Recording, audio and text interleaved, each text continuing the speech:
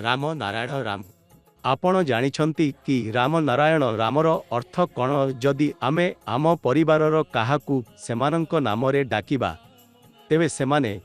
आम पाखकू आसीबे किंतु जदि आमे भगवान ईश्वर अल्लाहंकु डाकू सेमाने आसीबे कि नाही सेमाने आसीबे नाही जदि समस्त धर्मर भगवान एका तेबे लोकमाने एमानंकु भिन्न भिन्न नामरे काहींकी डाकुछंती जेमाने धर्मर ठिकेदार सेमाने रोगी मानंक पाई अस्पताल काहींकी तियारी करि नाहंती शिक्षा पाई छात्र छात्री मानंक पाई विद्यालय काहींकी खोली नाहंती लोकमानंकु रहिबा पाई घर काहींकी नाही घर तियारी करिबार बदलरे सेमाने कोटी कोटी टंकार मंदिर तियारी करुछंती धर्मर एही ठिकेदार माने कहि पारिबे कि जेतेबेले सेमाने भगवानंकु डाकुछंती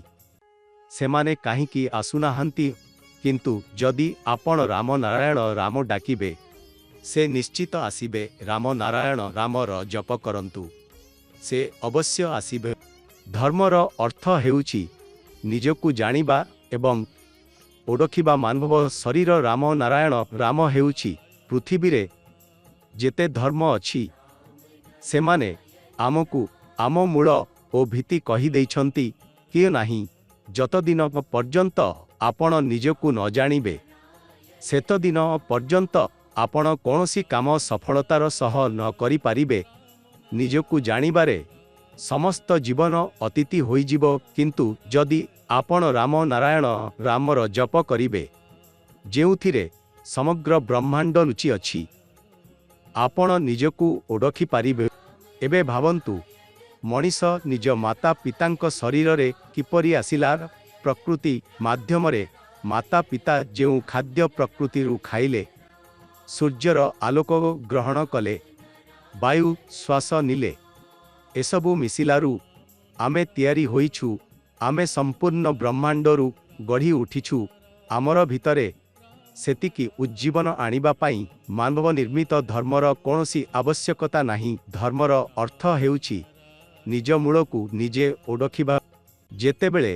राम नारायण रामर जप कले मात्र सबु किछि मिलुछि ताहा हेले आमकु अन्य कोनोसी धर्मर आवश्यकता काहींकी जेदिन मनीष निजकु जानिबो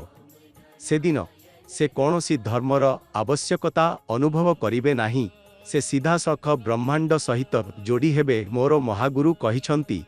जे तुम्भर एकमात्र प्रकृति माता पिता हेउछि आकाश जहांक नाम राम नारायण राम पृथ्वी रे जेउ सबु अछि सेमाने समस्ते आकाशरु आसीछि एवं आकाशर कोळे बसिछि। यदि आपण राम नारायण रामर निरंतर जप करिबे आपणक जीवन नुआ दिगा नहीं जीव एक नुआ मार्ग देखिबे। जदि आपण राम नारायण राम डाकिबे आपण तांको सह जोड़ी अनुभव करिबे आपण एक अद्भुत एनर्जी अनुभव करिबे जहा आपणकु सकारात्मकता एवं शक्ति देइब। जीवनर जेउ लक्ष्य आपण धारण करिछंती सेगुड़िक सहजरे प्राप्त करि पारिबे।